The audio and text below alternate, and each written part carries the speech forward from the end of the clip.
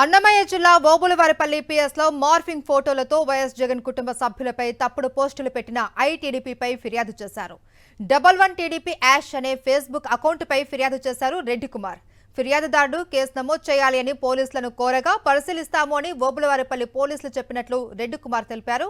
గతంలో పోసానిపై ఇదే పిఎస్ లో ఫిర్యాదు ఇవ్వగానే పోసానిపై కేసు నమోదు చేశారు పోలీసులు.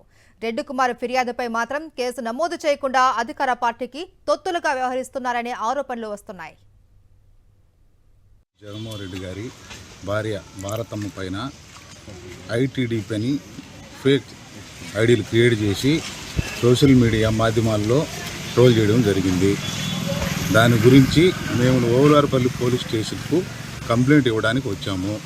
మా కంప్లైంట్ స్వీకరించారు కానీ మాకు తీసుకునేట్టు రుజువు కానీ మా కంప్లైంట్కు రసీదు కానీ ఏమీ ఇవ్వలేదు. మేము ఓబులవారిపల్లి ఎస్ఐ గారిని అడిగితే మేము పై ఆఫీసర్లకు ఫిర్యాదు చేసి తర్వాత ఇస్తామని మాట దాటవేస్తున్నారు.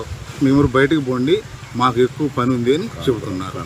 కాన్ఫిడెన్స్ ఉంది, మీరు బయటకు వెళ్ళండి, నేను మా పై అధికారులతో మాట్లాడిన తర్వాత చెప్తానని ఎస్ఐ గారు చెప్పారు.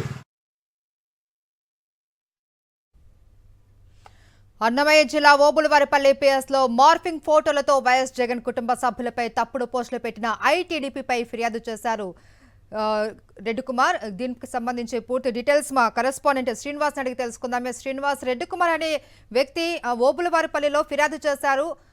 జగన్ కుటుంబ సభ్యులపైన అసభ్యకరమైన పోస్టులు పెట్టారు. అయితే ఇదే పోలీస్ స్టేషన్లో గతంలో పోసాని కృష్ణమురళి పైన కేసు నమోదు చేసినప్పుడు వాళ్ళు వెంటనే రియాక్ట్ అయ్యారు. బట్ ఈ రోజు మాత్రం వాళ్ళు రియాక్ట్ అవ్వట్లేదు, తర్వాత చూస్తామని చెప్తున్నారు అనేసి అంటున్నారు ఫిర్యాదుదారుడు. ఏంటి డీటెయిల్స్? వాస్తవంగా గమనించినట్లయితే ఏదైతే వైఎస్ జగన్మోహన్ రెడ్డి మీద కానీ వైఎస్ఆర్ కాంగ్రెస్ పార్టీకి సంబంధించినటువంటి నాయకుల మీద ఏదైతే సోషల్ మీడియాలో పెడుతున్నటువంటి పోస్టుల మీద అనేకమైనటువంటి ఫిర్యాదులు రాష్ట్ర వ్యాప్తంగా ఇచ్చినప్పటికీ కూడా అందించినప్పటికీ వాస్తవాలతో ప్రూఫ్స్ తో సహా ఇచ్చినప్పటికీ కూడా ఈ ప్రభుత్వం ఒక్క కేసు కూడా కట్టినటువంటి పరిస్థితి. చివరికి కొంతమంది నాయకులు అయితే హైకోర్టును కూడా ఆశ్రయించి కేసు కట్టమని చెప్పేటువంటి పరిస్థితి. ఇప్పుడు ఈ రోజు మనం గమనించినట్లయితే ఓబులవారిపల్లి పోలీస్ స్టేషన్ లో వైఎస్ జగన్మోహన్ రెడ్డి అదేవిధంగా భారతీయుల మీద చాలా అసభ్యకరమైనటువంటి పోస్టులు పెట్టారు అనేటువంటి ఉద్దేశంతో దాన్ని ప్రూఫ్లతో సహా ఐటీడీపీకి సంబంధించినటువంటి వ్యక్తులు ఈ పోస్ట్ పెట్టారని చెప్పేసి ఏదైతే రెడ్డి కుమార్ అనేటటువంటి ఒక వ్యక్తి ఓబులవారిపల్లి పిఎస్పీలో ఒక ఫిర్యాదు అందించాడు. ఫిర్యాదు అందించిన నేపథ్యంలో పోలీసులు వ్యవహరించినటువంటి తీరును కూడా చూసినట్లయితే కనీసం అతనికి రసీదు ఇవ్వలేదు, కేసు కడతామా కట్టమా అనేది కూడా చెప్పనటువంటి పరిస్థితి ఉంది. మేము పై అధికారులతో మాట్లాడిన తర్వాత మీకు ఏ విషయం చెప్తాం అనేటువంటి పరిస్థితి. మనం గతంలో గమనించినట్లయితే ఇదే పోలీస్ స్టేషన్ లో పోసాని కృష్ణమురళి మీద మొట్టమొదటిసారిగా జనసేన కార్యకర్త ఏదైతే ఒక కంప్లైంట్ ఇచ్చాడు, పవన్ కళ్యాణ్ విమర్శించారనే ఉద్దేశంతో దాన్ని ఇమ్మీడియట్ గా అతను ఎప్పుడైతే ఫిర్యాదు చేశాడో ఇమ్మీడియట్ గా దాన్ని కేసు ఫైల్ చేయటము, రాత్రికి రాత్రి వెళ్లి ఏదైతే పోసాని కృష్ణమురళిని అరెస్ట్ చేసి ఓబులవారిపల్లి పిఎస్ కు తరలించటము, దాదాపు ఆ తర్వాత కేసు మీద కేసు పెట్టుకుంటే ఆయన్ని ఇప్పటి వరకు కూడా కోర్టుల చుట్టూ అదేవిధంగా పోలీస్ స్టేషన్ చుట్టూ తిప్పుతున్నటువంటి పరిస్థితి. సో ఏదైతే ఇటు వైఎస్ఆర్సీపీ తరఫున ఏ ఫిర్యాదు చేసినా కానీ ఏం పట్టించుకునేటువంటి పరిస్థితి ఉంది.